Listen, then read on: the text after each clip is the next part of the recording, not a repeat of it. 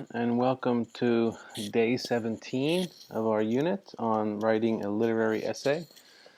So this is session 12 and it wraps up Bend 2.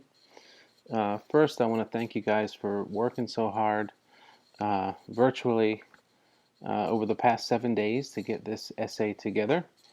I know it's not easy to be working at home on your own. It takes a lot of motivation and determination to stay in your essay and work the entire class period, and you've done that, so thank you for your efforts. So today we're going to spend some time looking at each other's work, and then you'll have some time to finish, to make any last minute changes, and then submit your essay. So here is what today will look like. So first, I got a nice picture here for you just to demonstrate the importance of punctuation, right? So here you can see that punctuation saves lives. And one of our editing centers today will be about punctuation. So please keep this picture in mind. Think about the tragedy of using incorrect punctuation. So the first thing you're going to do is share your essay with your partner or partners. To do this, you're going to go into your document and share with your partner, and make sure you share as comment only. Okay, so don't give your partner editing rights, and we can avoid any mass deletion. So once you share the document with your partner, you're going to spend 3 to 5 minutes reading and commenting on your partner's work as you go through each station. Okay, so I'm going to show you the stations in a second. But the stations are punctuation, spelling, and grammar, paragraph structure, and then beginnings and endings. So after you do that, you'll have the rest of the time to clean up your essay and submit it. Okay, so let's look at the different stations. So first we have punctuation, spelling, and sentence structure. So the list here I have here, 1 through 4, these are some instructions on how to punctuate quotes correctly. This is an area that's always challenging for students. I want you to pay attention to these and then look at what's happening here in the example. Okay, so this is from our essay on Raymond's Run, and you can see these rules used in the sample here. Okay, so when you're working on this station and you're reading your partner's paper, okay, you're going to look at the quotes, you're going to look at these rules, and make sure they're doing it right. If not, okay, you're going to highlight that part of the paragraph, put a comment in there and say you're missing a period before the quotation, or you didn't start with a capital letter, or whatever it is. You can give your partner a comment there so they can go back and fix it. Okay, you're also looking for any spelling errors. Also with sentence structure, now grammar is a challenge. It's difficult. If you're reading and you notice a sentence that just doesn't seem to sound right, just highlight it, leave a comment and say, look at this sentence again. It's hard for me to understand, or maybe there's a better way to say this. Your job here isn't to correct grammar, but to identify some areas that may be a little bit funky. Okay, so then your partner can go back and look through and maybe come up with something better. Okay, the next one here is paragraph structure. And this is similar to what we did yesterday. And the reason it's here again is because it's one of the most important parts of your writing. Really, your ability to convey your evidence determines the success or failure of your essay. So we're going to pay a lot of attention to it.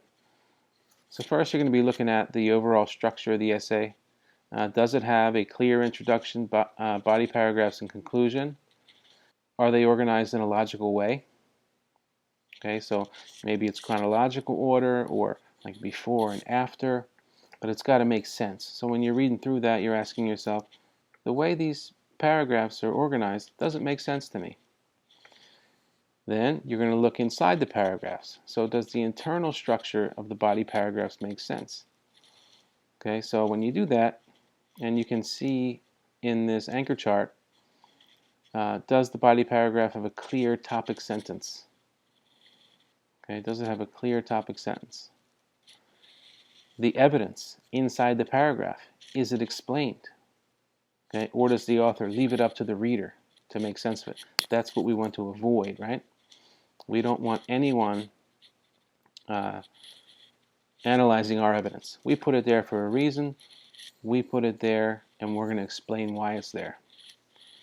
Okay, and then the evidence that's there, what kind of evidence is it? Is the author including summarizing, storytelling, quotes? Okay, you don't need all of them, but we should have a variety of evidence in there, more than one piece of evidence to really make our claim. Okay, next we're going to move on to beginnings and endings. So we spent another day on looking at introductions, and I showed you this kind of ABC structure. Oops. I showed you this ABC structure. Okay, so this is something you can look for when you read your partner's work. Okay, are they drawing the reader in with some kind of hook? Are they providing some background about the story? And then are they stating the claim about the theme clearly? Okay, so remember, if the theme does not come through clearly in the introduction, it will severely affect what the reader understands. Okay, so remember, our goal when we write the essay is to create a feeling in the reader, to make them agree with us. But if that theme isn't clear, if your claim isn't clear in the beginning, you're really hurting yourself. So we got to make sure it's there. Okay, and then we have ways to conclude an essay. So you look at the conclusion, and the first one you see here, restate the broader theme or generalization. This is something every conclusion should have. Okay, so once you have that, you can make a choice from the other suggestions here, depending on the kind of essay you've written. So what I've noticed a lot of people do is to make a connection to the world beyond the text.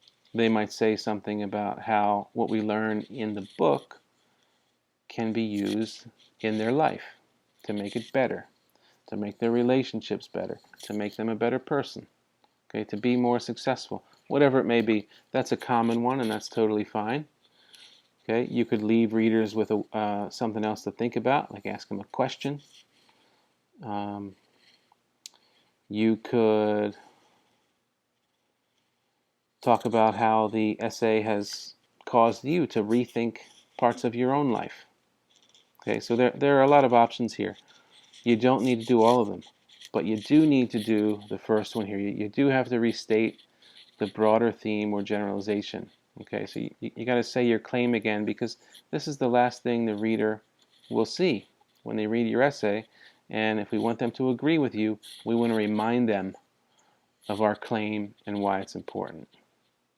Okay, so once you finish, okay, and remember, you're going through your partner's work and you're leaving comments, okay, based on those 3 stations or centers. Okay, once you finish, it's your time to read the comments that you received and make any last-minute adjustments to your essay before you hand it in. Okay, so tomorrow I want you to start immediately. Okay, your partner is your pair, the person you've been paired with all unit. Okay, so good luck. I will be kind of popping into your chats to see what's going on. I'll be looking at these documents to see the kind of comments that are coming through. So please do the work and help each other out. Okay, don't just sit there and revise your own essay. So good luck, and I'll see you in your pair chats.